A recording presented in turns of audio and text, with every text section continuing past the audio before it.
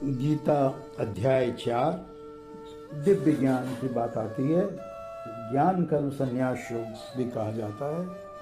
भगवान कहते हैं, मैंने इस अमर योग विद्या का उपदेश सूर्यदेव विवस्वान को दिया और विवस्वान ने मनुष्यों के पिता मनु को उपदेश दिया और मनु ने इसका उपदेश इक्ष्वाकु को दिया। आगे भगवान कहते हैं, इस प्रकार यह परम विज्ञान गुरु परंपरा द्वारा प्राप्त किया गया है और राजर्षियों ने इस विधि से इसे समझाया, किंतु कालक्रम में यह परंपरा छिन्न हो गई है, अतः यह विज्ञान यथारूप में लुप्त हो गया लगता है। आज मेरे द्वारा वही यह प्राचीन योग यानी परमेश्वर के साथ अपने संबंध का विज्ञान तुमसे कहा जा रहा है, क्योंकि तुम मेरे भक्त तथा मित्र हो, अतः तुम इस विज्ञान के दिव्य रहस्य को समझ सकते हो। अर्जुन फिर पूछते हैं, सूर्यदेव विश्वस्वान आपसे पहले हो चुके हैं ज्येष्ठ हैं, तो फिर मैं कैसे समझूं कि प्रारंभ में मैं भी आपने इसे इस विद्या का उपदेश दिया था। भगवान कहते हैं, तुम्हारे तथा मेरे अनेकानेक जन्म हो चुके हैं, मुझे तो उन सबका स्मरण है, किंतु हे परंतप तुम्हें उसका स्मरण नहीं रह सकता। यद्यपि मैं अजन्मा तथा अविनाशी हूँ, यद्यपि मैं समस्त जीवों का स्वामी हूँ, तो भी प्रत्येक युग में मैं अपने आदि दिव्य रूप में प्रकट होता हूँ। और हे भरतवंशी, जब भी और जहाँ भी धर्म का पतन होता है और अधर्म की प्रधानता होने लगती है, तब तब मैं अवतार लेता हूँ। भक्तों का उद्धार करने, दुष्टों का विनाश करने तथा धर्म की फिर से स्थापना करने के लिए मैं हर युग में प्रकट होता हूँ। हे अर्जुन, जो मेरे आरवी भाव तथा कर्मों को दिव्य प्रकृति को जानता है, वह इस शरीर को छोड़ने पर इस भौतिक संसार में पुनः जन्म नहीं लेता, अपितु मेरे सनातन धाम को प्राप्त होता है। आसक्ति, भय तथा क्रोध से मुक्त होकर मुझ में पूर्णतः तन्मय होकर मेरी शरण में आकर बहुत से व्यक्ति भूतकाल में मेरे ज्ञान से पवित्र हो चुके हैं। इस प्रकार से उन सबों ने मेरे प्रति दिव्य प्रेम को प्राप्त किया है। जिस भाव से सारे लोग मेरी शरण ग्रहण करते हैं, उसी के अनुरूप मैं उन्हें फल देता हूँ। हे पार्थ, प्रत्येक व्यक्ति सभी प्रकार से मेरे पथ का अनुगमन करता है। इस संसार में मनुष्य सकाम कर्मों में सिद्धि चाहते हैं, फलस्वरूप देवताओं की पूजा करते हैं। निसंदेह इस संसार में मनुष्यों को सकाम कर्म का फल शीघ्र प्राप्त होता है। प्रकृति के तीनों गुणों और उनसे संबंध कर्म के अनुसार मेरे द्वारा मानव समाज के 4 विभाग रचे गए हैं। यद्यपि मैं इस व्यवस्था का स्पष्टा हूँ, किंतु तुम यह जान लो कि मैं इतने पर भी अव्यय करता हूँ। मुझ पर किसी कर्म का प्रभाव नहीं पड़ता, नहीं मैं कर्म फल की कामना करता हूँ। जो मेरे संबंध में इस सत्य को जानता है, वह भी कर्मों के फल के पास में नहीं बनता। प्राचीन काल में समस्त मुक्ताओं ने मेरी दिव्य प्रकृति को जान करके ही कर्म किया है, अतः तुम्हें चाहिए कि उनके पद चिन्हों का अनुसरण करते हुए अपने कर्तव्य का पालन करो। कर्म क्या है और अकर्म क्या है, इसे निश्चित करने में बुद्धिमान व्यक्ति भी मोहग्रस्त हो जाता है। अतः मैं तुमको बताऊंगा कि कर्म क्या है, जिसे जानकर तुम सारे अशुभ से मुक्त हो जाओगे। कर्म की बारीकियों को समझना अत्यंत कठिन है, अतः मनुष्य को चाहिए कि वह यह ठीक से जाने कि कर्म क्या है, विकर्म क्या है और अकर्म क्या है। जो मनुष्य कर्म में अकर्म और अकर्म में कर्म देखता है, वह सभी मनुष्यों में बुद्धिमान है और सब प्रकार के कर्मों में प्रवृत्त रहकर भी दिव्य स्थिति में रहता है।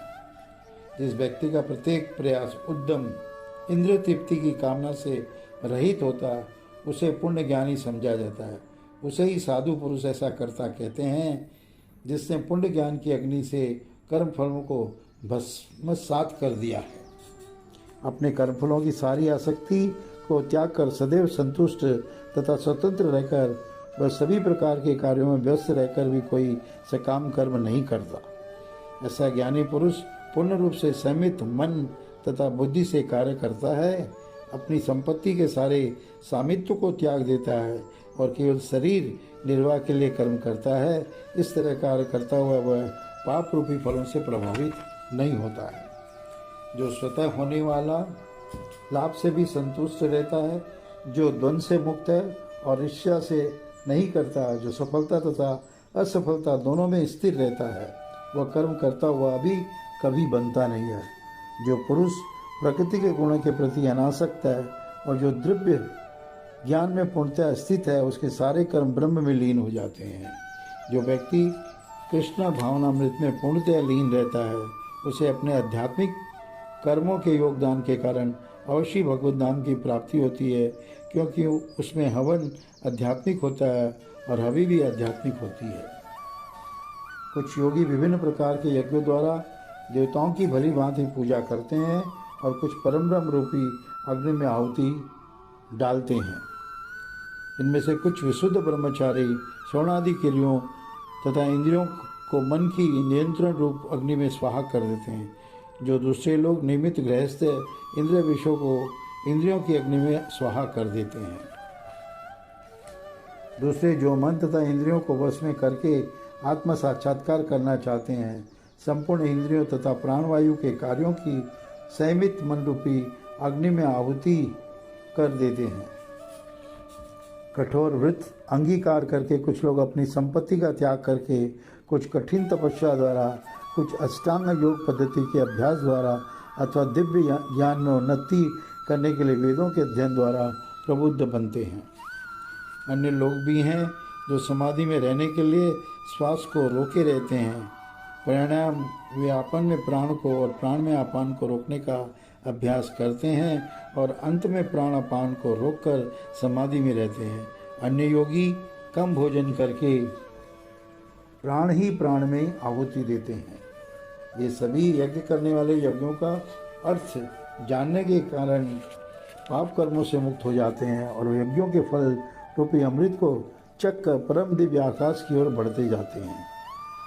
हे कुरुश्रेष्ठ, जब यज्ञ के बिना मनुष्य इस लोक में या इस जीवन में ही सुखपूर्व नहीं रह सकता, तो फिर अगले जन्म में कैसे रह सकेगा। ये विविध प्रकार के यज्ञ वेद समस्त हैं और ये सभी विभिन्न प्रकार के कर्मों से उत्पन्न हैं। उन्हें इस रूप में जानने पर तुम मुक्त हो जाओगे। हे परंतप, द्रव्य यज्ञ से ज्ञान यज्ञ श्रेष्ठ है। हे पार्थ, अनंतो गत्वा सारे कर्मयोगों का अवसान दिव्य ज्ञान में होता है। तुम गुरु के पास जाके सत्य को जानने का प्रयास करो, उनसे विनीत होकर जिज्ञासा करो, उनकी सेवा करो। स्वरूप सिद्ध व्यक्ति तुम्हें ज्ञान प्रदान कर सकते हैं कि उन्होंने सत्य का दर्शन किया है। स्वरूप सिद्ध व्यक्ति से वास्तविक ज्ञान प्राप्त कर चुकने पर तुम पुनः कभी ऐसे मोह को प्राप्त नहीं होगे, क्योंकि इस ज्ञान के द्वारा तुम देख सकोगे सभी जीव परमात्मा के अंश स्वरूप हैं अथवा वे सब मेरे हैं। यदि तुम्हें समस्त पापियों में भी सर्वाधिक पापी समझा जाए तो भी तुम दिव्य ज्ञान रूपी नाव में स्थित होकर दुख सागर को पार करने में समर्थ होगे। जैसे प्रज्वलित अग्नि ईंधन को भस्म कर देती है, उसी तरह हे अर्जुन, ज्ञान रूपी अग्नि भौतिक कर्मों के समस्त फलों को जला देती है। इस संसार में दिव्य ज्ञान के समान कुछ भी उदात्त तथा शुद्ध नहीं है। ऐसा ज्ञान समस्त योग का परिपक्व फल है। जो व्यक्ति भक्ति में सिद्ध हो जाता है, वह यथा समय अपने अंतर में इस ज्ञान का आस्वादन करता है। जो श्रद्धालु दिव्य ज्ञान में समर्पित है और जिसने इंद्रियों को वश में कर लिया है, वह इस ज्ञान को प्राप्त करने का अधिकारी है और इसे प्राप्त करने से ही वह तुरंत आध्यात्मिक शांति को प्राप्त होता है। किंतु जो अज्ञानी तथा श्रद्धाविहीन व्यक्ति शास्त्रों में संदेह करते हैं, वे भगवत भावना अमृत नहीं प्राप्त करते हैं, अपितु नीचे गिर जाते हैं। संशय आत्मा के लिए न तो इस लोक में नहीं परलोक में कोई सुख है। जो व्यक्ति अपने कर्म फलों का परित्याग करते हुए भक्ति करता है और जिसके संशय दिव्य ज्ञान द्वारा विनष्ट हो चुके होते हैं, वही वास्तव में आत्मपरायण है। ये धनंजय वह कर्मों के बंधन से नहीं बनता है। अतः तुम्हारे हृदय में अज्ञान के कारण जो संशय उठे हैं, उन्हें ज्ञान रूपी शस्त्र से काट डालो। हे भारत, तुम योग से संबंधित होकर खड़े हो और युद्ध करो। हरिओम तत्सदिति। श्रीमद्भगवद गीता सुविनत्सु ब्रह्म विद्यायां योग शास्त्रे श्री कृष्ण अर्जुन संवादे ज्ञान कर्म संन्यास योगो नाम चतुर्थोऽध्याय।